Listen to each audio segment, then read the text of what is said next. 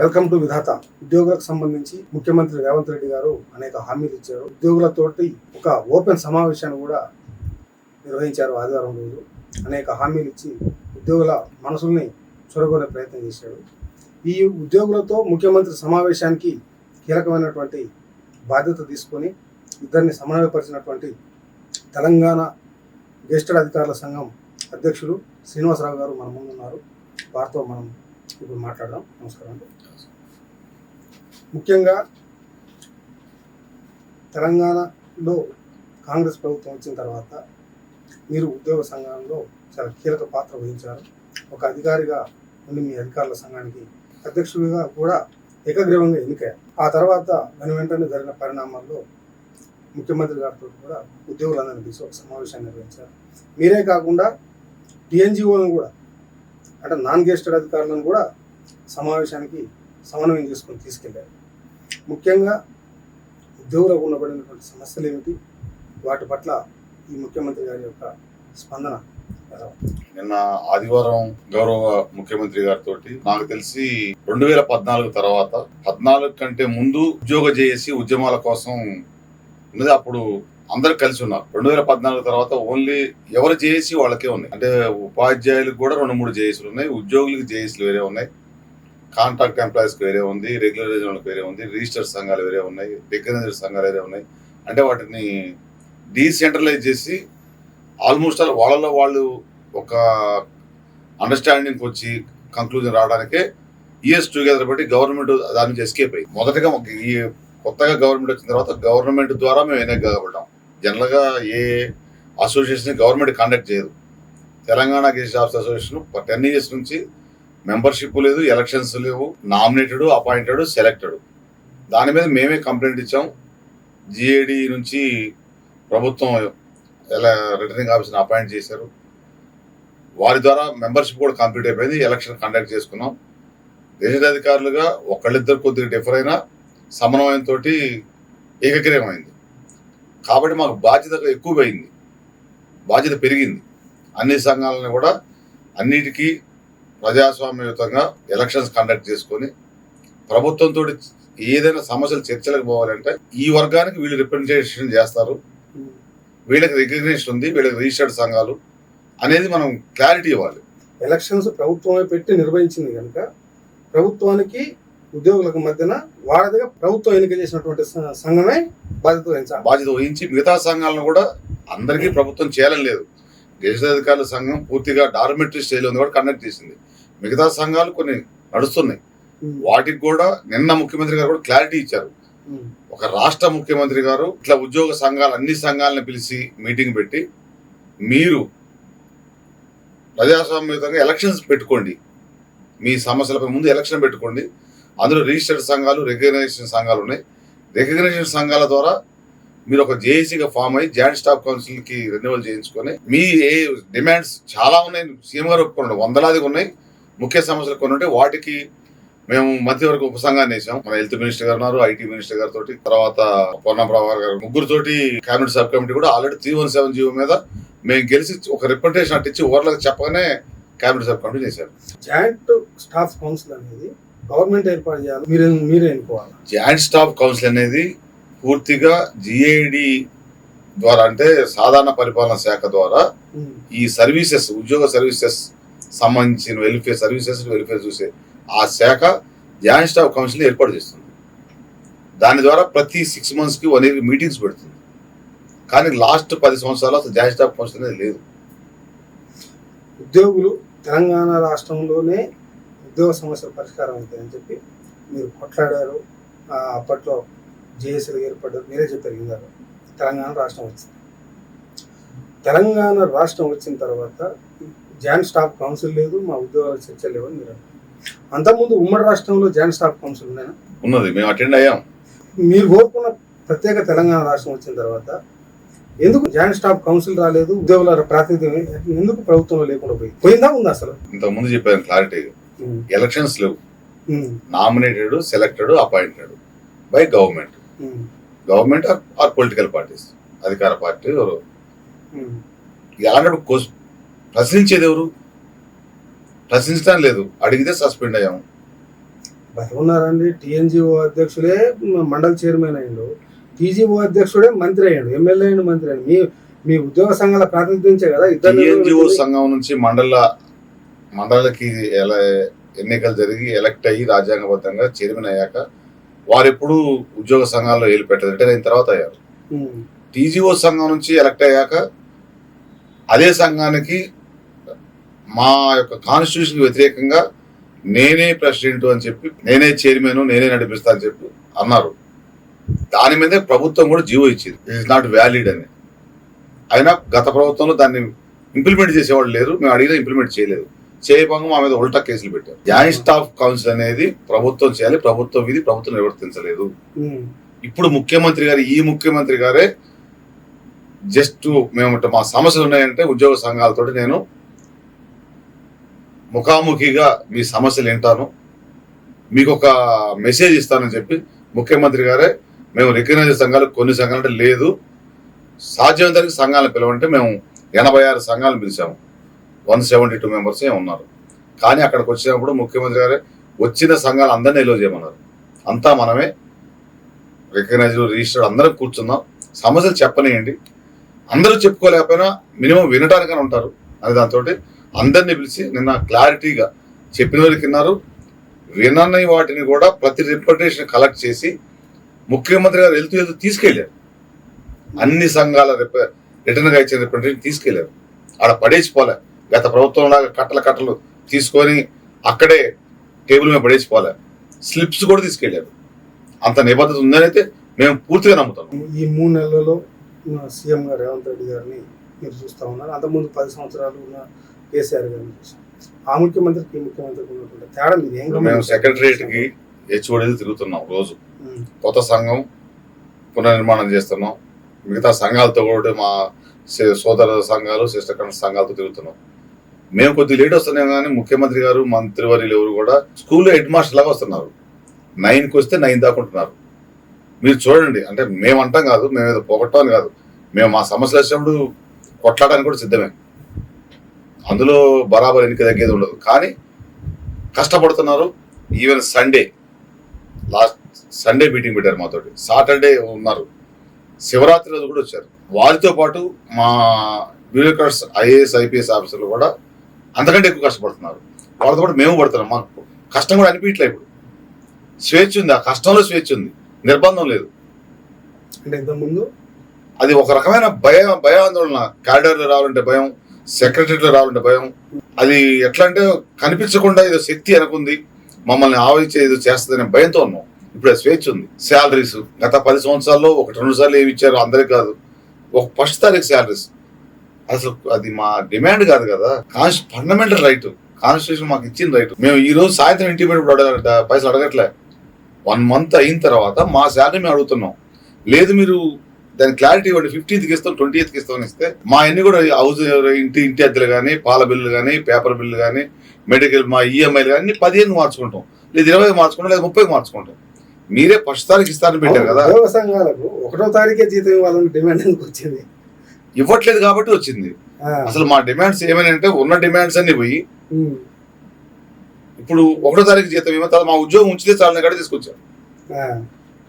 ఇప్పుడైతే ముఖ్యమంత్రి గారికి అందరు ఉద్యోగ సంఘ మేము చెప్పాల్సిన అవసరం కూడా, మా కుటుంబ సభ్యులు చెబుతున్నారు 1వ తారీఖు జీతం వస్తుంది, ఇంట్లో నమ్మట్లే నిజమా వచ్చిందా అని. మీకు simple example, driver association meeting పోతే వాళ్ళు కొడుకు బీటెక్ చేసి ఐటీ కంపెనీలో పనిచేస్తాడు. ఇతను లోన్ పెట్టిండు బ్యాంక్కి, డ్రైవర్గా ఒక 25 ఏళ్ళు పనిచేసిన అతను లోన్ పెట్టాడు, 5 lakhs ఇవ్వని లోన్. బిడ్డ పెళ్లికో లోన్ పెడితే నీకు సివిల్ స్కోర్ కరెక్ట్ లేదు, నువ్వు తీసుకున్న లోన్లన్నీ డిఫాల్ట్ అయినావు, నీకు అసలు లోన్ ఇవ్వను అని చెప్పారు. ఐటీ కంపెనీలు అంటే రీసెంట్గా బీటెక్ అయిపోయి ఒక చిన్న కంపెనీలో చేరుతాడు, అతనికి పర్మనెంట్ కూడా కాలేదు, అతన్ని పెడితే లోన్ ఇచ్చారు 5 lakhs. అంటే గవర్నమెంట్ ఎంప్లాయీ పరిస్థితి అట్లుంది గతంలో. అంటే government employees always default, civil score లేక ఏ బ్యాంకు నమ్మే పొజిషన్ లేదు. బ్యాంకే కాదు, బయట ఎవరన్నా అప్పు తీసుకున్నా ఒక 10,000 ఇవ్వని అడిగితే, 2 lakhs శాలరీ ఉన్నా, 1 lakh శాలరీ ఉన్నా, ఒక 20,000 అడిగితే 1st తారీఖు ఇస్తారనేది మన రొటీన్కి వచ్చేది. ఇప్పుడు 1st తారీఖు అనడానికి లేదు, నెక్స్ట్ మంత్ ఇస్తాం, ఎప్పుడో ఒకసారి జీతం వస్తే. ఆ స్టేజ్ నుంచి ఫస్ట్ తారీఖు వచ్చాం. ఎప్పుడైనా సరే బ్యాంకులు మీ ఉద్యోగులకే పిలిచి car loan, house loan, personal loan ఇప్పుడు ఇవ్వట్లేదు కదా అది. ఇప్పుడు ఇస్తారు, మళ్ళీ ఫస్ట్ తారీఖు శాలరీ వచ్చినప్పుడు ఇస్తారు.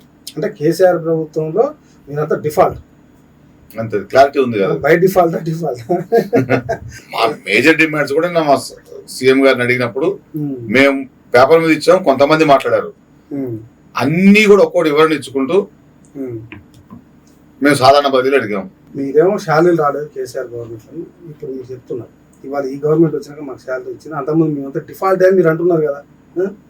మరి పాలాభిషేకాలు మీరు చేసినట్టు మీకు ఒక క్లారిటీ చెబుతున్నాం.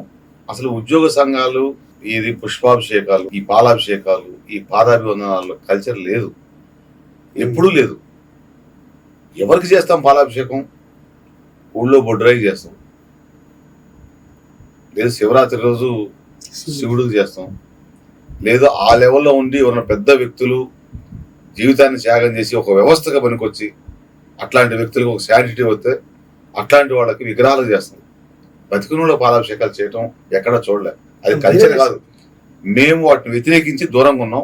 ఉద్యోగ సంఘాలు చేశారు, వాళ్ళు ఇప్పుడు ఎవరు లేరు. వారిని అందరినీ కూడా మేము అంటలే. ఉద్యోగ సంఘాలు కూడా బై డిఫాల్ట్ కంపల్షన్లో చేయకపోతే ఉద్యోగం ఉండదేమో, మనం ఈ పోస్ట్లో ఉండవేమో, ఈ నాయకత్వం మనకు ఎవరేమైనా భయంతో చేశారు. అందరూ కూడా కాదు, ఒక్కళ్ళిద్దరూ ప్రభుత్వంలో భాగస్వామిగా ఉంటూ వాళ్ళు అక్కడున్న సీఎం గారికో, సీఎం గారితో ఉన్న మంత్రివర్గానికో వాళ్ళ ప్రాపకానికి, వాళ్ళ ఆశీస్సుల కోసం అన్ని ఉద్యోగ సంఘాలని బలిపోసం చేశారు. సాధారణ ప్రజలు నవ్వుకునే స్టేజ్ తీసుకొచ్చారు. అంతే ఓపెన్ అది. ఇప్పుడు అదే ఉద్యోగ సంఘ నాయకులు, అదే మెంబర్స్ రిలీజ్ అయ్యారు కదా. ఒక మిగతా వాళ్ళకు ఉన్నట్టుగా ఫ్రీడమ్ ఎంప్లాయీస్కి ఉండదు. వీళ్ళకి కొన్ని నిబంధనలు ఉంటాయి, నియమ నిబంధనలు ఉంటాయి, అడ్డొస్తాయి. ఓపెన్గా మాట్లాడడానికి ఉండదు. కొంత పైనుంచి ఐదారికి ఉంటుంది. చీఫ్ సెక్రటరీ గారే పూర్తిగా సరెండర్ అయ్యాక, ప్రిన్సిపల్ సెక్రటరీ సరెండర్ అయ్యాక, కలెక్టర్లు సరెండర్ అయ్యాక ఉద్యోగ సంఘాలంతా, ఉద్యోగ సంఘ నాయకులంతా. అదే నిన్న ముఖ్యమంత్రి గారు క్లారిటీ ఇచ్చారు. మీరు మీ అస్తిత్వం కాపాడుకోండి, మీ ఆత్మాభిమానం, ఆత్మగౌరవానికి ఎక్కడ కూడా భంగం కలగొద్దు, మీ హక్కుల రాయితీల సాధన కొరకు మీరు పోరాటం చేయండి. పోరాటం చేయాలంటే చిన్న చిన్న రిజిస్టర్డ్ సంఘాలు పెట్టుకోవద్దు. రిజిస్టర్ అంటే 2, 3, 4, 5, 20 మందితో చేసుకోవచ్చు. ఒక రికగ్నైజ్డ్ అసోసియేషన్ ద్వారా దానికి ప్రజాస్వామ్యబద్ధంగా ఎలక్షన్ పెట్టుకొని వాటి ద్వారా జాయింట్ స్టాఫ్ కౌన్సిల్ డిస్కస్ చేయండి. మా మధ్యవర్గ ఉపసంఘం ఉంది, మీ సమస్యలు ఇమీడియట్ గా పరిష్కారం చేస్తాం చెప్పట్లేదు. ఆర్థిక పరమైన అంశాలు స్లోగా చేస్తాం, ఆర్థికేతర అంశాలు చాలా ఉన్నాయి చేయడానికి. అవి అక్రాస్ ది టేబుల్ చేయొచ్చు, చేస్తామని కూడా చెప్పారు. అంటే బీఆర్ఎస్ ప్రభుత్వంలో మీ ఉద్యోగుల ఆత్మగౌరవం పోయిందనేది మీరు బరాబరుగా చెప్తున్నాం. బరాబరుగా పోయింది అది. మాకు ఇక్కడ మాట్లాడే స్వేచ్ఛ ఉందా? నల్ల బ్యాడ్జీలు పెట్టుకునే స్వేచ్ఛ ఉందా? ధర్నా చౌక్లు పోయే స్వేచ్ఛ ఉందా? రిప్రజెంటేషన్ చేసే స్వేచ్ఛ ఉందా? ఎవరిని కలిసాం మేము? ఫస్ట్ ముఖ్యమంత్రి అయినప్పుడు భోజనాలు పెట్టి పంపించారు. ఒకే రోజులో సర్వీస్ బుక్ అయిపోతుంది, జాయిన్ కావటం, ప్రమోషన్ తీసుకోవడం, రిటైర్ కావటం, 3 పేజీలకి ఏందన్నారు. పిఆర్సి ఎంత లాస్ అయ్యాం. పిఆర్సి మా మాస్టర్ స్కేల్స్ పక్కనున్న ఆంధ్రప్రదేశ్ అప్పులు ఊబిలో ఉందంటున్నారు. వాళ్ళ స్కేల్స్ లార్జర్ స్కేల్స్ మాకంటే. కేంద్ర ప్రభుత్వ ఉద్యోగులు కూడా లేదట కదా, తెలంగాణలో ఉన్న ఉద్యోగులు అనేవారు ఎవరు వస్తే మీ ఇక్కడే ఈ వేదిక మీదనే శాస్త్రీయంగా డిస్కస్ చేస్తాం. అది మేము ఒప్పుకోకపోతే, మేము కన్విన్స్ చేయలేకపోతే వాళ్ళని, ఎనీవన్, వాళ్ళు 10 మంది వచ్చినా 20 మంది వచ్చినా మేము ఒక్కళ్ళిద్దరమే వస్తాం. మా తెలంగాణలో మిగతా రాష్ట్ర అన్నిటికంటే ఎక్కువ స్కేల్స్ వస్తున్నట్టు కానీ, ఎక్కువ జీతం వస్తున్నట్టు కానీ, మా కడుపు నిండా పెట్టినట్టు కానీ ఎక్కడ చూపిస్తే ఒక్కొక్క ఎంప్లాయీకి సప్లిమెంటరీ బిల్స్ 10,000 నుంచి 25 లక్షల వరకు ఒక ఎంప్లాయీకి రావాలి. లాస్ట్ 10 రిటైర్మెంట్ అయితే బెనిఫిట్స్ లేవు. ఎమర్జెన్సీ జీపీఎఫ్ డబ్బులు అంటే మా అమౌంట్, మేము శాలరీ నుంచి కట్ చేసే అమౌంట్, గవర్నమెంట్ ఖాతాలో ఉన్న డబ్బులకు కూడా మా అమౌంట్ మేము తీసుకోవాలంటే మినిమం 2 to 3 years పడుతుంది. అది ఒకటే కాదు, గత ప్రభుత్వంలో పర్సంటేజ్ లేకుండా కాల మా బిల్స్ కూడా 4, 2, 5, 6, 8, 10 కూడా ఇచ్చిన వాళ్ళు ఉన్నారు. అది మేము చెప్పకూడదు. మీ ఎంప్లాయీస్ ఏగా అంటారు, మా ఎంప్లాయీస్ పైన ఉంది మీ ప్రభుత్వం, మీరు కరెక్ట్గా ఉంటే మా వాళ్ళు కరెక్ట్గా ఉంటారు. మా వాళ్ళు నేర్పేది మీరే కాదు. పర్సంటేజ్ లేకుండా బిల్లు కాలేదు. ఇప్పుడు అవుతున్నాయి అన్ని. ముఖ్యమంత్రి గారు ఏం చెప్పారు? డిప్యూటీ సీఎం గారు ఫైనాన్స్ మినిస్టర్గా ఉన్నారు. మీ ఆత్మగౌరవం అంతా పర్సెంటేజ్ దగ్గర మిగిలిపోయింది, పర్సెంటేజ్ దగ్గర ఆగిపోయింది. ఇప్పుడు లోయెస్ట్ నుంచి బిల్స్ క్లియర్ అవుతూ ఉన్నాయి. మేనిఫెస్టోలో పెట్టారు, మేనిఫెస్టోలో పెడతారా ఎక్కడన్నా? ఇప్పుడున్న ప్రభుత్వం మేనిఫెస్టో పెట్టింది, 1వ తారీఖు జీతం ఇస్తాం, పెండింగ్ బిల్స్ క్లియర్ చేస్తాం, పిఆర్సీ సముచితంగా ఇస్తాం, మీ సిపిఎస్ దాని మీద మేము సరైన నిర్ణయం తీసుకుంటాం, 317 రివ్యూ చేస్తాం, సాధారణ బదిలీలు చేస్తాం. చిన్న చిన్నవి మేనిఫెస్టోలో పెట్టి చేస్తున్నారు. రేవంత్ రెడ్డి గారికి మీకు ఇచ్చిన హామీ ఏంటి, మీ సమస్యలు ఏంటిది, వారు పరిష్కారం చేస్తున్నది ఏంటి? నిన్న క్లారిటీగా మాకు చెప్పిన సమస్యలన్నీ కూడా ఫస్ట్ సీఎం గారు చెప్పింది, ఉన్న సమస్యల్ని క్యాబినెట్ సబ్ కమిటీతో డిస్కస్ చేయండి, చేయాలంటే ముందు ఎంప్లాయీస్ సంఘాలకు ఎలక్షన్స్ పెట్టుకోండి రికగ్నైజ్ అసోసియేషన్ ద్వారా. జాయింట్ స్టాఫ్ కౌన్సిల్ని ఇప్పుడు రీఆర్గనైజ్ చేస్తాం గవర్నమెంట్ ద్వారా, అందులో మెంబర్లుగా ఉన్న చర్చలు పెడతాం. టైం ముందు ఎలక్షన్స్ పెట్టుకోవాలి, సంఘాలు మెంబర్షిప్ కావాలి, వాడు ఎలక్షన్స్ కావాలి. కొన్ని ఎన్నికలకు టైం బాండ్ పెట్టుకోరా ఎప్పటివరకు? అది ఎంత త్వరగా మేము ముందుగా బయట ఎలక్షన్స్ అయిన సంఘాలతోటి జేఏసీని ఫామ్ చేస్తున్నాం, జాయింట్ యాక్షన్ కమిటీ అంటే దాని అఫీషియల్ అది. అది ఫామ్ అయినప్పుడు ఈ జేఏసీలో ఉన్న సభ్యులే ఆల్మోస్ట్ ఆల్ జాయింట్ స్టాఫ్ కౌన్సిల్లో ఉంటారు. ఈ జేఏసీ ద్వారా మేము రిప్రజెంటేషన్ చేస్తాం, టైం బాండ్ కూడా పెట్టుకుంటాం 1 or 2 months అంతకంటే. ఇప్పుడు మీ జేఏసీలో ఏ సంఘాలు వచ్చే అవకాశం ఉంది? ఇప్పుడు ప్రజెంట్ జేఏసీ లేదు, ఉద్యోగ జేఏసీ అన్ని ఆల్ రికగ్నైజ్డ్ అసోసియేషన్స్ అన్ని కూడా అందులో ఇంక్లూడ్ చేసుకుంటాం. అదే ఎవరు రికగ్నైజ్డ్ సంఘాలు రికగ్నేషన్ కూడా కొన్ని సంఘాలకి రికగ్నేషన్ ఇచ్చి రెన్యువల్ చేయలేదు, కొన్నిటికి రికగ్నేషన్ ఇచ్చి ఓడి ఇవ్వలేదు, కొన్ని రిజిస్టర్డ్ సంఘాలకు ఓడి ఇచ్చారు, కొన్ని రిజిస్టర్డ్ రికగ్నైజ్ కాకుండా ఓడి ఇచ్చారు. ఇవన్నీ కూడా లిస్ట్ అవుట్ చేయాలి. నిన్న తొలి మీటింగ్లోనే ఈ సంఘం ఆ సంఘంలో అన్ని సంఘాలను పిలిచాం. నిన్న మాకు కొంత క్లారిటీ వచ్చింది, ఏ సంఘానికి రికగ్నేషన్ ఉంది, ఏ సంఘానికి రికగ్నేషన్ క్యాన్సిల్ అయింది, ఇవన్నీ కొంత క్లారిటీ వచ్చింది. మళ్ళీ ఒకరోజు కూర్చుంటాం త్వరలో. టీఎన్జిఓస్ కూడా వాళ్ళది ఎలక్షన్స్ 1 or 2 daysలో ఈ రోజు ఇది అవుతుంది. అదే 1 or 2 days మేజర్ సంఘం అమరుల ఆర్గనైజేషన్ 4th క్లాస్ ఉంటారు. టీచర్ సంఘాల్లో కూడా రికగ్నైజ్డ్ సంఘాలు 10 సంఘాలు దాకా ఉన్నాయి, వాళ్ళని కూడా పిలిచి మాట్లాడుకోవాలి.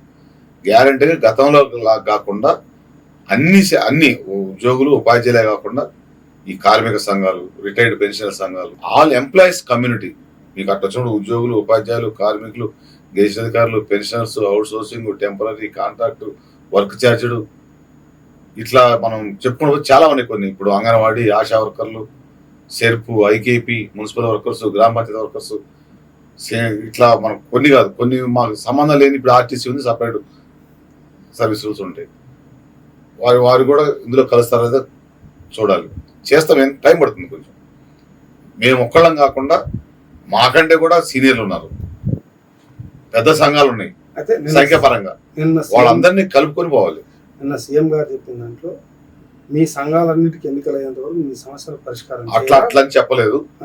అంటే ఆల్రెడీ ఉన్న ప్రధాన సమస్యలను కూడా అది సంఘాలు ఎన్నికలు చేసుకోమన్నది సీఎం గారు క్లియర్గా చెప్పారు. శాఖాపరంగా ఉన్న అసోసియేషన్స్ కానీ, అంబరిల్లా ఆర్గనైజేషన్స్ కానీ, కొన్ని ఆల్రెడీ రికగ్నైజ్డ్ ఉండి డార్మెంటరీలో పెట్టి ఎలక్షన్ పెట్టకుండా వాళ్ళ మీద ఇబ్బందులు పెట్టి గత ప్రభుత్వం వీటన్ని కూడా పునరేకీకరణ గమ్మని చెప్పారు. మెయిన్ వైల్ చెప్పిన మెయిన్ డిమాండ్స్ ఉన్నాయి. మేము డిఏలు అడిగాం, 4 డిఏలు పెండింగ్ ఉన్నాయి, 1 పిఆర్సీ కలిసిన 3 డిఏలు ఇవ్వాలని. తప్పనిసరిగా రేపు క్యాబినెట్ అంటే ఎల్లుండి క్యాబినెట్ అన్నారు, రేపు క్యాబినెట్లో పరిశీలించి జీతాలకే కరెక్ట్గా అమౌంట్ సరిపోతుంది, అది కూడా ఎక్సైజ్ ద్వారా వచ్చే ఆదాయం ఓపెన్గా చెప్పారు. ఎక్సైజ్ ద్వారా వచ్చే ఆదాయం సరిపోతుంది, చెప్పకూడదు అని చెప్పాను అన్నారు. అయినా కొంత ఇవ్వడానికి ప్రయత్నం చేస్తామని చెప్పారు. డిఏలు ప్రజల మందు కాదు మీ జీతాలు లేకపోతే లేదు, అది కదా మేము అనడానికి కూడా లేదు కదా. అది ఒక క్లారిటీకి ఇచ్చారు. ఈ డిఏలు కూడా ఈ గవర్నమెంట్ డిఏ కాదు, ఇప్పుడు ఈ గవర్నమెంట్ వచ్చాక ఉన్న డిఏ పిఆర్సీలో కలుస్తుంది. గత ప్రభుత్వంలో 3 డిఏలు, అది కూడా మేనిఫెస్టోలో పెట్టారు కాబట్టి ఇస్తానని చెప్పారు. ఎప్పటి వరకు గవర్నమెంట్ హామీ ఇచ్చారు? ఆల్రెడీ మనకి 6 months అయిపోయింది, 6-8 months అయింది, 1 year లో కంప్లీట్ చేయాలి. పిఆర్సీ దాన్ని కూడా సీఎం గారు చెప్పారు. త్వరలో దాన్ని పిఆర్సీ కమిటీ ఆల్రెడీ కాన్స్టిట్యూట్ అయింది, వాళ్ళు వినతులు తీసుకుంటున్నారు, చర్చలు జరుగుతున్నాయి. టైం పడుతుంది, మ్యాక్సిమం పడుతుంది ఇంకో 2-3 months. మేము పిఆర్సీ కూడా అడిగేది పిఆర్సీ లేట్ అవ్వడం అడగట్లేదు. గత ప్రభుత్వాలు ఏవి కూడా పిఆర్సీ వేసాక కూడా పిఆర్సీ కమిటీ ఇచ్చాక అప్పటి నుంచి ప్రాస్పెక్టివ్గా బెనిఫిట్స్ ఇచ్చినాయి. కొన్ని పిఆర్సీ కమిటీలు అయితే ప్రాస్పెక్టివ్ కాదు, ఫ్యూచర్ 1 year తర్వాత 6 months తర్వాత. మేము ఒకటాడు పిఆర్సీ మాకు ఎప్పటి నుంచి రావాలి, 1/7/2023 నుంచి రావాలి. అప్పటి నుంచి మానిటరీ బెనిఫిట్ ఇవ్వండి, మీరు 1 month లేట్ అయినా మాకు ఇబ్బంది లేదు. ఇవి కూడా PRC వచ్చిన రోజు నుంచి ఇవ్వండి. వచ్చిన రోజు నుంచి బెనిఫిట్స్ ఇవ్వండి. తర్వాత గత ప్రభుత్వంలో పిఆర్సీలో తీసుకున్న నిర్ణయాలు, కొన్ని నిర్ణయాలు జీవోలుగా రాలేదు, కొన్ని జీవోలు ఇంప్లిమెంట్ కాలేదు, కొన్ని జీవోలు ఇంప్లిమెంట్ అయ్యి క్యాష్ రాలేదు. అంటే ఇది ఒక విచిత్రమైన పరిస్థితి. పిఆర్సీ మీద అనామలస్ కమిటీ వేయలేదు, ఇందులో ఏమైనా తేడాలు వస్తే కమిటీ వేయలేదు. అంటే చెప్పుకోనికి కూడా ఎవరు లేరు ఆనాడు. ఇప్పుడు మేము అడుగుతున్నాం దాన్ని ఒక సిస్టమేటిక్ గా చేయమని అడుగుతున్నాం, కంపారిజన్ చేయమంటున్నాం. మీకు కడుపు నిండా పెట్టాం ప్రపంచంలోనే లేదా విశ్వంలోనూ, ఇంకెక్కడ ఇంకా బయట ఖండాలు ఉంటే మనది కాకుండా అక్కడ జీతాలు ఎక్కువ ఉంటే అని చెప్పారు, అది ప్రూవ్ చేయండి. ప్రజల్లో ఉద్యోగుల్ని చులకన అంటే అధమ స్థాయికి వీళ్ళు దొంగలు క్రియేట్ చేసి ఉద్యోగులు బాగా వస్తుంది, బాగా పెడుతున్నాం, అందరికి ఏసీ రూమ్లు ఉన్నాయి, అందరికి సఫిషియెంట్గా అన్ని ఇచ్చాం. ఇప్పుడు సెక్రటరీలో చూడండి, అసిస్టెంట్ సెక్రటరీ, డిప్యూటీ సెక్రటరీలు ఇప్పుడు 1 గంట అప్పుడు పోతే 1:30కి ఆ బాక్స్లు వేసుకొని కడుక్కోవడానికి క్యాడర్లో పోతుంటారు. ఇది కూడా ఉండదు, వాష్ బేసిన్ కూడా ఉండదు. మహిళలు 50-55 ఏళ్ళు వచ్చి 60 దాకా వచ్చినాయి, ఒక క్యాడర్కి వచ్చారు, కింద నుంచి పని చేసుకుంటా అసిస్టెంట్ సెక్రటరీ, డిప్యూటీ సెక్రటరీ దాకా వచ్చారు. వాష్ తిని ఒకసారి కింద స్టాఫ్ కూడా ప్రమోషన్ తీసుకున్న వాళ్ళు, కింద లెవెల్లో కూడా స్టాఫ్, ఇంటి దగ్గర కూడా వీళ్ళు ఇంటి వెనక కడుక్కుంటారు తప్ప ఇంటి ముందుకు వచ్చి కడరు. అట్లాంటి పనులు ఏమన్నా ఇంటి వెనక చేసుకుంటారు జాగ్రత్తగా. కానీ ఇక్కడ క్యాడర్లో బొచ్చెలు బోర్లు పట్టుకొని క్యాడర్లు మొత్తం తిరుగుతున్నారు. ఎవరిని అడగాలి? కొత్త సెక్రటరేట్ 1000 కోట్లు పెట్టిన అదే కొత్త సెక్రటరీ చెప్పేది. మీ ఉద్యోగులకు, మహిళా ఉద్యోగులకు సపరేట్, మీకు సపరేట్ లంచ్ రూములు, ఇవన్నీ రకరకాల ఏర్పాటు చేస్తాం. లంచ్ రూములు కాదండి, అసిస్టెంట్ సెక్రటరీ క్యాడర్ కి క్యాబిన్ లేదు, రెస్ట్ లేడీస్ కి లేడీస్ వెయిటింగ్ రూమ్స్ లేవు, వాళ్ళు మామూలుగా లంచ్ చేయడానికి ఆ రూమ్స్ లేవు. లేడీస్ ఎంప్లాయీ వాళ్ళు చాలా ఉన్నాయి, వాళ్ళు కూడా ఫామ్ అవుతున్నారు, వాళ్ళు కూడా యూనియన్ ఫామ్ అవుతారు. గతంలో ఉన్నాయి, మళ్ళీ రెన్యువల్ అవుతుంది, వాళ్ళు అడుగుతారు. అదే ముఖ్యమంత్రి గారు కూడా టైం ఇవ్వాలి కదా. ఇప్పుడు గత 10 ఏళ్ళు చేయింది ఇమ్మీడియట్ చేయమంటే కరెక్ట్ కాదు కదా, అడగమని చెబుతున్నారు. మేము కొట్లాడతాం, పోరాడతాం, మిగతా సంఘాల లక్షణం అయిపోయి మాతో పాటు మిగతా సంఘాలను కలుపుకొని అన్ని సంఘాలు మేము ఒక్కళ్ళం అంటలేదు, జాయింట్ యాక్షన్ కమిటీ ఫామ్ అవుతాం. ఐకానిక్ సచివాలయంలో బొచ్చెలు పూలు పట్టుకుని కాడాలో దిగుతారు. చూడండి, ఇప్పుడు మీరు సీసీ కెమెరాలు ఆన్ చేసి చూడండి, నాకే అర్థం కాలే కింద బోర్లు పట్టుకుని పోతున్నారని. అదేమంటే ఇంత అసిస్టెంట్ సెక్రటరీ ఎదురయ్యాడు, ఇదేందన్నా అంటే మాకు ఇక్కడ ఉంది రూము, అక్కడ కడుక్కోవడానికి వాష్రూమ్స్ ఉన్నాయని చెప్పాడు.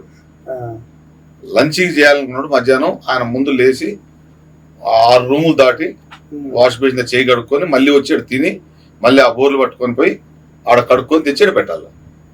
అంటే ఉద్యోగులకు వాకింగ్ ఉండాలని చేశాడు. అది మేము సచివాలయం మొత్తం బాగలేదని కూడా బాగున్న పార్టీ గురించి మేము మాట్లాడము. అదే బాగలేని పార్టీ గురించి ఎవరైనా ప్రధానమైనటువంటి ఏమేమి సమస్యలు ముఖ్యమంత్రి గారి దృష్టికి తీసుకెళ్లారు? డిఏది కాకుండా పిఆర్సీ ఒకటి చెప్పాము, పిఆర్సీ గురించి కూడా చెప్పారు, కమిటీ ఉంది త్వరలో చేస్తామని. దాంతో పాటుగా మేము అడిగిన వాటిలో 317 జీవో మీద ఆల్రెడీ సబ్ కమిటీ వేశారు.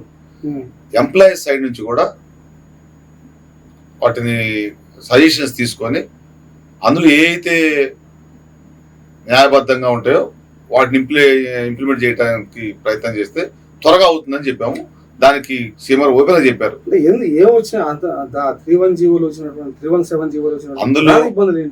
అందులో ప్రధాన ఇబ్బంది 317 జీవోలో స్థానికతను పక్కన పెట్టి ఆదిలాబాద్ వాళ్ళని నల్గొండ వాళ్ళని నారాయణపేట వాళ్ళని మెదక్, ఇట్లా సీనియర్ని తీసుకెళ్లి జూనియర్లకు ముందు ఆప్షన్ ఇచ్చి సీనియర్ని కావాల్సిన కాడ నుంచి జూనియర్లు దూరంగా పంపించేసి స్టేట్ క్యాడర్ జిల్లా క్యాడర్ అందులో అందరూ ఉన్నారు. స్టేట్ క్యాడర్ ఆల్రెడీ ఎక్కడికైనా పోవాలి. అది వీళ్ళు స్థానికత అంటే జూనియర్ అసిస్టెంట్ క్యాడర్, కొన్ని సీనియర్ అసిస్టెంట్ క్యాడర్ అటు వరకే వస్తాయి. వీళ్ళని పంపించినప్పుడు జూనియర్ అసిస్టెంట్ గా అటెండర్ నుంచి జూనియర్ అసిస్టెంట్ అయ్యాడు మొన్ననే. ఆయన 30 ఏళ్ళ సర్వీస్ ఉంది, కానీ జూనియర్ అసిస్టెంట్ గా జూనియర్ మోస్ట్. ఆయనకి 50-60 ఏళ్ళు ఉంటాయి, అబౌట్ రిటైర్డ్. ఆయన ఒక దగ్గర ఉంటాడు, పిల్లలు ఒక దగ్గర ఉండాలి. తీసుకుపోయి ఆదిలాబాద్ వేశారు, మహబూబ్ నగర్ అతన్ని, ఫ్యామిలీతో అక్కడ ఉండాలా. ఇట్లాంటి సమస్య పెద్ద గేమ్లు అంతా కలిసి 1500-2000 లోపు ఉన్నారు. సింపుల్గా చెప్పింది అంటే కొన్ని సూపర్ న్యూమర్ పోస్టులు క్రియేట్ చేయండి. పెద్ద ఇందులో చేయాల్సిన కొంత ప్రెసిడెన్షియల్ రూల్స్ అవి అడ్డం వస్తాయి ఇమీడియట్ చేయడానికి, కానీ వచ్చినా ఇక్కడ గవర్నమెంట్ లెవెల్లో చేయగలిగే ఉన్నాయి. కొన్ని సూపర్ న్యూమర్ క్రియేట్ చేయొచ్చు. తర్వాత ఈ ఇయర్లో రిటైర్ కాబోయే పోస్టులన్నీ కౌంట్ చేసి ఆ పోస్టులు అకామిడేట్ చేయొచ్చు. రెండవది. మూడవది, ప్రమోషన్స్ ఇవ్వచ్చు. ఆల్రెడీ వేకెన్సీ పైన ఉండి ప్రమోషన్ ఇవ్వడానికి డిపిసిలు పెండింగ్ ఉంటుంటే వాళ్ళు ఆ ప్రమోషన్ ఛానల్ కింద నుంచి పై కదిపినప్పుడు ఆ పోస్ట్ ఖాళీ అయ్యింది. ఇట్లాంటి సజెషన్స్ ఎంప్లాయీస్ మీద చాలా ఇస్తారు. వాటిని ఇంప్లిమెంట్ చేయొచ్చు. అది వినటానికి కూడా లేదు కదా లాస్ట్ టైం 317 మీద. దీంతో కొంతమంది చనిపోయారు. అంటే ఇక్కడ నుంచి ఆ లెవెల్, అదే కుటుంబం ఉంటే ఇంటికాడ హార్ట్ అటాక్ వచ్చేసి హాస్పిటల్ చేర్పిస్తారు. ఆడ ఒక్కడే రూమ్ లో ఉంటే చనిపోతే వాసన పట్టిందా తెలియదా, అదేమంటే తాగి పడుకొని చనిపోయిందని ప్రచారం చేస్తారు. ఒక ఎంప్లాయీ ఒక్కడే రూమ్ లో ఉండి హార్ట్ స్ట్రోక్ వచ్చి చనిపోతే మందు అలవాటు ఉంటే తాగి చనిపోవడం. మందు అలవాటు ఎవరికి లేదు.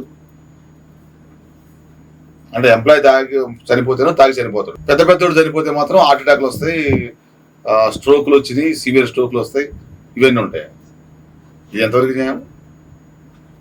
317 మీద కూడా ముఖ్యమంత్రి గారు చెప్పారు. అది ఒక్కడే సిపిఎస్ ఉద్యోగులు సాధారణ బదిలీలు గత 10 సంవత్సరాల్లో ఒక్కసారి చేసి వారికి అనుకూలంగా ఉన్న వాళ్ళనే 20% పర్సెంటేజ్ పెట్టి, మేము పర్సెంటేజ్ పెట్టాలి. ఎందుకంటే ఒకేసారి వ్యవస్థ 100% చేస్తే ఎంప్లాయీస్ ఫైల్ కూడా దొరకవు. అంటే ఎప్పటిలో హెల్త్ కార్డ్ సమస్య పరిష్కారం. ఇప్పుడు హెల్త్ కార్డ్స్ కూడా సమస్య మెయిన్ అది కాదు. హెల్త్ కార్డ్స్ వాళ్ళు చేయడానికి మా దగ్గర నుంచి ఎగ్జాంపుల్ గా ఒక 300 crores పర్ మంత్, ఒక 70 crores అనుకోండి, 70 30 crores లేదా ఒక 10 crores employees contribution government account లో జమ అవుతుంది. గవర్నమెంట్ కాంట్రిబ్యూషన్ కూడా ఇమీడియట్ గా అదే రోజు జమ కావాలి. అప్పుడు మాత్రమే ఇన్సూరెన్స్ కంపెనీ వాళ్ళకి అమౌంట్ ఆడ డిపాజిట్ అయితే వాళ్ళు ఆ ఇన్సూరెన్స్ కంపెనీ పేమెంట్ అయింది కాబట్టి హాస్పిటల్ వాళ్ళు మాకు చూస్తారు. మా అమౌంట్ అందులో క్రెడిట్ అవుద్ది, గవర్నమెంట్ క్రెడిట్ చేయదు. మా అమౌంట్ తీసి వాడుకుంటుంది గవర్నమెంట్. మా డిమాండ్ అందులో మెయిన్ డిమాండ్ హెల్త్ కార్డ్స్ కి అది 10, 20, 50% ఫైనల్ కాలేదు కాబట్టి మేము ఇంత చెప్పలేము. పర్ మంత్ 70 crores, 100 crores మేము ఇచ్చేది, మీరు ఇచ్చేది 100 crores. 1వ తారీఖు మా ఆటోమేటిక్ గా అకౌంట్ లో క్రెడిట్ అవుతుంది. గవర్నమెంట్ కాంట్రిబ్యూషన్ కూడా 1వ తారీఖు క్రెడిట్ కావాలి. 200 crores అవి ఇమ్మీడియట్ గా ఇన్సూరెన్స్ కంపెనీకి పేమెంట్ వెళ్ళాలి. Then only insurance company hospitals కి పేమెంట్ ఇమ్మీడియట్ గా ఇస్తుంది. అప్పుడు మాత్రమే వాళ్ళు మాకు పేమెంట్ అయినా పేషెంట్ చూసినట్టు చూస్తారు. ఫ్రీ ట్రీట్మెంట్ ప్రైవేట్ హాస్పిటల్లో ఫ్రీ ట్రీట్మెంట్ ఎట్లా ఉంటుంది మీకు తెలుసు కదా. గవర్నమెంట్ హాస్పిటల్లో ఫ్రీ అవుతుంది, ఓకే, అది బాగానే ఉంటుంది, కొంతవరకు బెటర్. ప్రైవేట్ హాస్పిటల్లో ఫ్రీ అంటే పైసలు రావంటే ఒక నీచంగా చూస్తారు. వాళ్ళు కూడా పైసలు పెట్టి ఇన్వెస్ట్ చేసి బిజినెస్, అది వాళ్ళు కూడా అంటానే లేదు. దాని తప్పు ఎవరిదంటే గవర్నమెంట్. మా డబ్బులు మీరే వాడుకుంటారు, మీ డబ్బులు అందులో వేయరు. తర్వాత ఆ కమిటీలో కూడా మేము కంపల్సరీ ఉండాలి. మీరు ఏదైతే ట్రస్ట్ పెట్టారో ఆ ట్రస్ట్ లో మేము ఉండాలి. మా జాయింట్ స్టాఫ్ కౌన్సిల్ లో ఉండి మేము జేఈసీ లో ఉన్న 3-4 ట్రస్ట్ లో కీలక నిర్ణయాలు తీసుకునే ట్రస్ట్ లో మేము ఉండాలి. ఎందుకంటే ఎవ్రీ మంత్ రివ్యూలో మాకు తెలియాలి మా అమౌంట్ ఎడిపోతుంది, ఎక్కడ ఉంటుంది, ఎంత పే చేశారు, ఎంత పే చేయబోతున్నారు. ఆ గైడ్ లైన్స్ అని కూడా చెప్పాము. దాన్ని ఇమీడియట్ గా యాక్షన్ తీసుకుంటామని చెప్పారు. ఈ పెండింగ్ బిల్స్ గురించి ఆల్రెడీ చెప్పాము, కొంత ప్రాసెస్ స్టార్ట్ అవుతుంది. ఇవి కాకుండా చెప్పిన టీచర్స్ చాలా ఉన్నాయి, సమస్యలు చాలా చెప్పారు. 1-2 క్లియర్ చేశారు. నిన్న స్కూల్స్ లో అటెండెంట్ లేడు, మినిమం ఓడవడానికి గేట్ తీయడానికి వెళ్ళంటే కొంత చెప్పారు.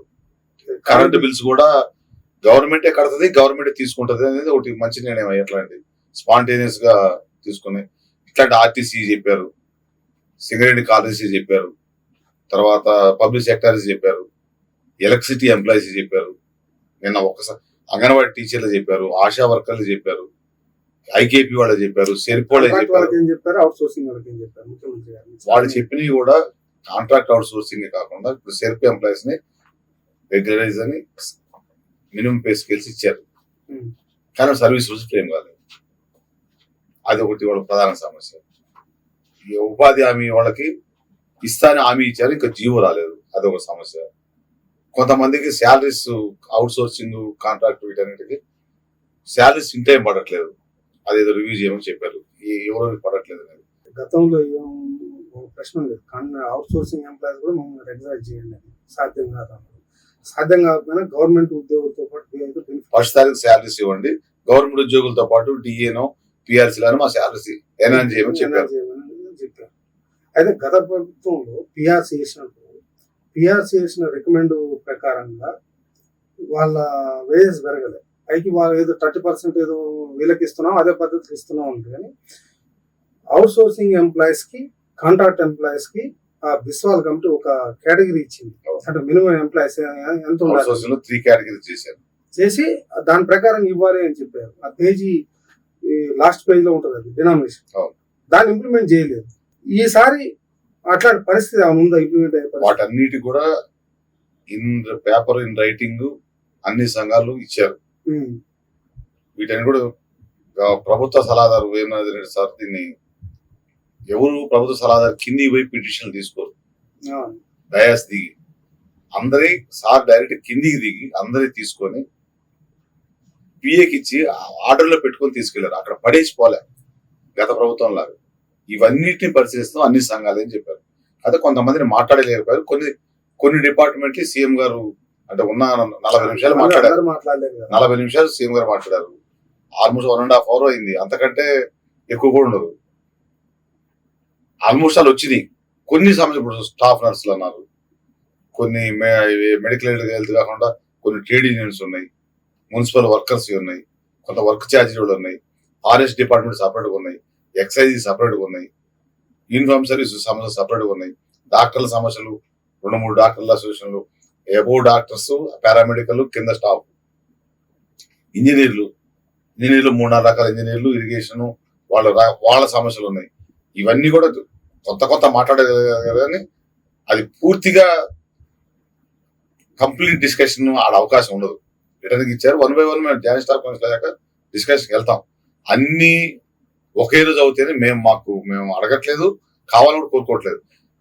పాలసీ మ్యాటర్లో కామన్ గా ఎంప్లాయీ కమ్యూనిటీకి వచ్చే ఉంటాయి. కొన్ని నాన్ ఫైనాన్షియల్, కొన్ని ఫైనాన్షియలీ అవైలబిలిటీ ఆఫ్ ఫండ్స్ బట్టి చేయమని అడుగుతున్నాం. Non financially across the table చేయొచ్చు. అది నేమ్ చేంజ్ కావడం కానీ ట్రాన్స్ఫర్ మేము అడగట్లేదు, రిక్వెస్ట్ కౌన్సిలింగ్ మేము అడిగేది transfers as per norms according to rules counselling పెట్టి చేయండి. మేము అడగట్లేదు, దానికి ప్రభుత్వానికి కూడా నష్టం లేదు కదా. కౌన్సిలింగ్ పెట్టే టీటీఏ ఇవ్వాల్సిన అవసరం లేదుగా. గవర్నమెంట్ చేయడానికి ఏంటి? గత ప్రభుత్వం ఇష్టం మంత్రివర్గాలు మార్చుకున్నారు, అందరినీ మార్చుకున్నారు. మాకు కూడా ఒకే ప్లేస్ లో ప్రమోషన్స్ కూడా ఇవ్వకుండా 20 ఏళ్ళు 25 ఏళ్ళు అదే కుర్చీలు అదే ఫ్యాన్ కింద ఒక మనిషికి అసలు చేయలేస్తారా పని? మీరు ప్రమోషన్ ఇవ్వని ప్లేస్ అని చేంజ్ చేయండి. మేము కష్టం కాకుండా ఇష్టంగా పనిచేస్తాం. ఒక ఎంప్లాయీకి మీరు ఏసీ ఫ్యాన్ ప్రొవైడ్ చేసి, చైర్ ప్రొవైడ్ చేసి, కార్పొరేట్ సంస్థల్లాగా మార్నింగ్ రాగానే కాఫీ ఇచ్చి, ఈవినింగ్ టీ ఇచ్చి, మధ్యాహ్నం స్నాక్స్ పెట్టి మీరు ప్రొవైడ్ చేస్తే మీరు అది ఎక్స్ట్రా చేసే వర్క్ ఎంత ఉంటుంది? మామూలు మీరు కరెంటు కూడా లేకుండా ఆడ పెట్టి చెమట పెట్టి దస్తీ మెడలో వేసుకొని తుడుచుకుంటూ కిందంతా పెంట ఉండి ఆ ఎంప్లాయ్ చేసే వర్క్ ఎంత ఉంటుంది? కార్పొరేట్ సంస్థలు మనకంటే గవర్నమెంట్ లో ఉన్న దానికంటే కూడా మేధావులు. వాళ్ళు ఎందుకు ఇస్తారు? ఇవన్నీ ఫెసిలిటీస్ ప్రొవైడ్ చేసినప్పుడు వర్క్ అంతకంటే ఎక్కువ ఎక్స్టెండ్ చేస్తారు. అది చేయట్లేదు కదా. మేము అడిగేది అయ్యే ఫెసిలిటీస్ ఎక్కువ అడగట్లేదు. అందులో మేము ఉద్యోగ కమ్యూనిటీగా 25 years కష్టపడి మెరిట్ ద్వారా దానికోసమే వచ్చాం. అందులో సెటిల్ అయిపోయాం. వేరే పని చేయలేదు కదా వీళ్ళు. పార్టీలు మారినా, ప్రభుత్వాలు మారినా, ఏది మారినా మేమైతే ఎంప్లాయీనే ఉంటాం. ఇప్పుడు కూడా చెప్తున్నాం, ఈ నిన్న ఉన్న ఉద్యోగ సంఘాలు ఏవి కూడా ఏ రాజకీయ పార్టీకి అనుబంధం కాదు.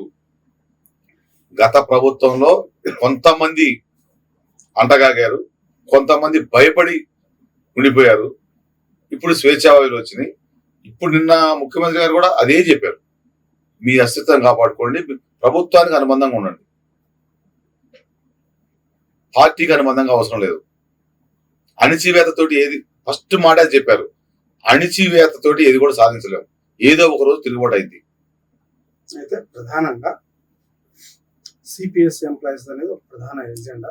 కాంగ్రెస్ పార్టీ కూడా వాళ్ళ మేనిఫెస్టోలో పెట్టింది. రాష్ట్రంలో దాదాపు 1,00,000 మంది సిపిఎస్ ఎంప్లాయీస్.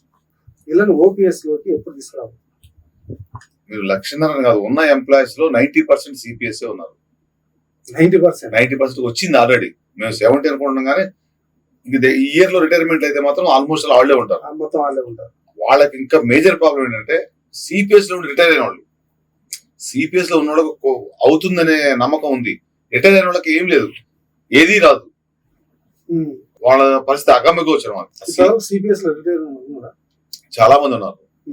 వాళ్ళ పైసలు దాచిపెట్టిన డబ్బులు ఎక్కడే పోయినాయో, వాళ్ళ రిటైర్మెంట్ బెనిఫిట్స్ ఏమొస్తుందో, వాళ్ళ మెడికల్ బిల్స్ ఏంటో, ఇంకా సిపిఎస్ ఎంప్లాయ్ చనిపోయిన వాళ్ళ పరిస్థితి ఇంకా ఘోరం. యాక్సిడెంట్ లోనో ఇది రకరకాల ఎయిల్మెంట్స్ తో చనిపోయిన వాళ్ళు ఉంటారు. వాళ్ళది కూడా చాలా ప్రాబ్లం ఉంది. అది అన్నిటికంటే బర్నింగ్ ఇష్యూ. నిన్న సిపిఎస్ దాన్ని 3-4 సార్లు మాట్లాడింది సార్. అది across table at a time చేసేది కాదు సిపిఎస్ ది. దానికి కూడా చెప్పారు కొంత మోడాలిటీస్ ఏంటంటే, సిపిఎస్ చేయడం వల్ల ఇమీడియట్ గవర్నమెంట్ బడ్డెన పడదు, కాంట్రిబ్యూషన్ గవర్నమెంట్ ఇచ్చేది ఉండదు. వీళ్ళు రిటైర్మెంట్ అప్పుడు ఇచ్చేది 10% గవర్నమెంట్ ఇస్తుంది, 10% వీళ్ళు కట్టుకుంటారు. గవర్నమెంట్ ఇచ్చే 10% మిగిలిపోతుంది. ఇది ఎప్పుడు వాళ్ళు రిటైర్మెంట్కి ఇవ్వాలి. ఇట్లాంటి కొన్ని సజెషన్ చేశారు. అయితే అది ఒకసారి యాక్ట్ అందులోకి పెట్టిన తర్వాత అంత ఈజీగా చేసేది కాదు, కానీ బరాబర్ చేస్తామని చెప్పారు. సిపిఎస్ మేనిఫెస్టోలో పెట్టారు. ఇమ్మీడియట్ ప్రధాన సమస్యగా ముఖ్యమంత్రి గారి నోటి ద్వారా చెప్పారు. సిపిఎస్ కొన్న ప్రత్యేకంగా దానికి కూడా కొన్ని సంఘాలు ఏర్పడ్డాయి. ఇప్పుడు ఎట్లా అంటే జూనియర్ అసిస్టెంట్ సంఘం, సీనియర్ అసిస్టెంట్ సంఘం, ఇట్లా దేనికైతే అందరికి కలిపి సంఘాలు ఉంటాయి. కానీ వాళ్ళు పర్టికులర్ ఒక పాలసీ మ్యాటర్ మీద పెట్టుకున్న సంఘం అంటే అదైతే ఆ సంఘాలు డిజాల్వ్ అయిపోతాయి. మాకు అదొకటే ఇష్యూ అని. తర్వాత వాళ్ళకు కూడా సమస్య ఏంటంటే, ఈ డిఏలు, పిఆర్సీలు, హెల్త్ కార్డ్స్, మీరు ఏ డిమాండ్ ట్రాన్స్ఫర్లు చెప్తున్నారు, అసలు మా సిపిఎస్ ఉద్యోగుల సంగతి ఏంటని. అది మెయిన్ సమస్య. అది ముఖ్యమంత్రి గారి దృష్టికి తీసుకెళ్ళాం. మేము కూడా స్పెషల్ గా రిప్రజెంట్ చేసాం. ఇది ఈవెన్ అందరికి కామన్ గా కాకుండా ఇండివిజువల్ కూడా చెప్పాం. సార్ నోటీస్ లో ఉంది 317 లానే దాన్ని కూడా అతి త్వరలో చేస్తామని చెప్పారు. ఈ ఉద్యోగ సంఘాల నాయకులు గతంలో కొంతమంది ఆ ప్రభుత్వానికి అండగాయారు. ఆ విషయాన్ని మీరే అన్న అండగాయారు విషయం. ఈ ప్రభుత్వంలో మీరు ఈ పార్టీకి అనుబంధం వీళ్ళతో ఈ ప్రభుత్వ పెద్దలతో మీరు అండగా. మంచి క్వశ్చన్ వేసారు. నాకు 32 సంవత్సరాల సర్వీస్. ఫ్రమ్ ది బిగినింగ్ నుంచి ఏదో ఒక సంఘంలో ఉన్నాను. టీఎన్జిఓస్ అయితే ఏమి, పంచాయతీ సంఘం అయితే ఏమి, గెస్టెడ్ ఆఫీస్ అయితే రకరకాల 7 సంఘాల్లో ఎక్సైజ్ అయితే అన్నింటిలో ఉన్నాం. ఎప్పుడు కూడా ప్రభుత్వానికి అనుకూలంగా ఉంటాయి సంఘాలు. పార్టీ సెక్రటరీ లాగానో, పార్టీ కింద ఏదో పార్టీ ప్రెసిడెంట్ లాగానో, వాళ్ళ పార్టీ ప్రెసిడెంట్ పిఏ లాగానో ఎప్పుడు లేదు. గత ప్రభుత్వంలో పూర్తిగా మా నాయకులు కొంతమంది అక్కడికి పోయి వాళ్ళకి పదవుల కోసం మమ్మల్ని బలి చేశారు తప్ప ఉద్యోగులు ఎప్పుడు కూడా ఏ పార్టీకి లేరు. అట్టని ఉద్యోగులు ఏ పార్టీకి లేకుండా ఉండరనేది కాదు. ఇంటి దగ్గరికి పోయినప్పుడు వాళ్ళ కుటుంబ సభ్యులు ఉంటారు, వాళ్ళ ఇంట్లో రాజకీయ నాయకులు ఉంటారు, వాళ్ళ ఇంట్లో రైతులు ఉంటారు, వాళ్ళకి ఓటు ఉంటుంది. మాకు రాజ్యాంగపరంగా హక్కు ఉంది, ఓటేసే హక్కు ఉంది, మాట్లాడే హక్కు ఉంది, ప్రశ్నించే హక్కు కూడా ఉంది మాకు. కానీ బయటపడి చెప్పం. గత ప్రభుత్వం అటు చెప్పిన వాళ్ళనే వాళ్ళు ఆదరించారు కాబట్టి బయటపడ్డారు. ఇప్పుడున్న దాంట్లో ఎవరు ఈవెన్ ప్రభుత్వం అడగట్లేదు, ఇప్పుడున్న అధికార పార్టీ అడగట్లేదు, మాకు కూడా అంత అవసరం లేదు. ఎవరు ఓటు వాళ్ళకే వేసుకోవచ్చు. ప్రభుత్వానికి మనకి మంచి చేస్తుంది కాబట్టి మన డిమాండ్స్ పరిశీలిస్తున్నారు, మనకు స్వేచ్ఛనిచ్చారు, మన అస్తిత్వాన్ని, మన ఆత్మగౌరవాన్ని కాపాడుతూ ఉంటున్నారు, ఆత్మ దెబ్బ తినకుండా చూస్తూ ఉంటున్నారు. కాబట్టి బరాబరుగా ప్రభుత్వానికి మద్దతుగా ఉంటాం. 1 గంట 2 గంటలు ఎక్కువ పని చేస్తాం. ఉన్న టైంలో కూడా ప్రజలను కూడా ప్రభుత్వాన్ని మంచిగా ఉందని చెప్పడానికి ప్రయత్నం చేస్తాం. ఉన్న స్కీమ్స్ కూడా 6 గ్యారంటీస్ అయితే ప్రభుత్వం ఏ నిర్ణయం తీసుకున్నా ప్రజల కోసమే ఇంప్లిమెంట్ చేయడంలో ముందుంటాం. అంతేగాని పార్టీకి ఎవరికైనా ఏ పార్టీ ఉండొచ్చు. ప్రతి ఒక్కరు పార్టీకి లేకుండా ఓటెట్టేస్తాడు. కంపల్సరీ పార్టీ ఉంటుంది. నేను నా ఇంట్లో మీరు ఆ పార్టీకి అనుబంధ సంస్థలాగా అసలు ఏ సంఘం ఉండదు. అవి ఉండేది ట్రేడ్ యూనియన్స్. ట్రేడ్ యూనియన్స్ లో వర్కర్స్ ఉంటారు. వాళ్ళకి ట్రేడ్ యూనియన్స్ యాక్ట్ ఉంటుంది, నెగోషియబుల్ ఇన్స్ట్రుమెంట్ యాక్ట్ అప్లికేబుల్ ఉంటుంది. మేము చెప్పేది యూనియన్స్, అసోసియేషన్స్, వీటికి ఏ పొలిటికల్ పార్టీ అనుబంధం కాదు. అంటే గత ప్రభుత్వంలో లాగా చేసినట్టు ఈ ప్రభుత్వంలో మీరు కూడా పాలాభిషేకాలు చేయబోతున్నారు. మేము ముఖ్యమంత్రి గారు పూర్తిగా మేము అన్ని డిమాండ్లు చేసినా ముఖ్యమంత్రి గారే ఇట్లాంటివి చేయొద్దు అని చెప్పారు. ముఖ్యమంత్రి గారే చెప్పిండు. పోయినసారి పిలిచి చేయించుకున్నారు.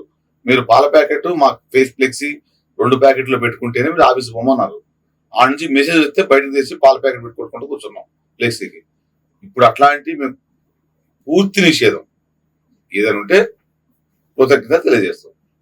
పత్రికా ముఖంలో, ఎలక్ట్రానిక్ మీడియా లాగానో, మీలాంటి పెద్దల దగ్గర మంచి అంటే ఇప్పుడు మాకు 317 మీద కమిటీ వేశారు, ప్రభుత్వానికి ధన్యవాదాలు చెప్పాము, ఫస్ట్ తారీఖు జీతాలు ఇచ్చారు. మేమే కాదు, మా ఇంట్లో వాళ్ళే రేవంత్ సార్ అంటే సార్ కాదు మా అన్న అంటున్నారు. మేము ఇప్పుడు ఇంతకుముందు అన్న అనేది మేము ఇప్పుడు సార్ అనాలి మేము, కానీ అనుభూతి కావట్లేదు, మాకు ఇంకా అన్నలాగానే ఉన్నాడు. కాబట్టి పార్టీలు వేరు, సంఘాలు వేరు, ఇండివిజువల్ ఎవరికైనా ఉంటాయి. Okay, thank you. నమస్కారం. విధాత న్యూస్ ని, అదేవిధంగా విధాత యూట్యూబ్ ఛానల్ ని అందరూ ఫాలో కండి. విధాత న్యూస్ ఛానల్ కానీ, ఈ పేపర్ కానీ అన్ని విశ్లేషణాత్మకంగా తాజా న్యూస్ ఎప్పటికప్పుడు మనకు అందిస్తుంది. ప్రభుత్వం నుంచి కానీ, ప్రజల నుంచి కానీ ఎటువంటి న్యూస్ వచ్చినా నిమిషాల్లో మనకు అందించే ఛానల్ విధాత న్యూస్, ఈ పేపర్ కానీ, వెబ్ న్యూస్ కానీ, యూట్యూబ్ ఛానల్ కానీ అందరూ కూడా సబ్స్క్రైబ్ చేయాల్సిందిగా కోరుతున్నాను. ధన్యవాదాలు.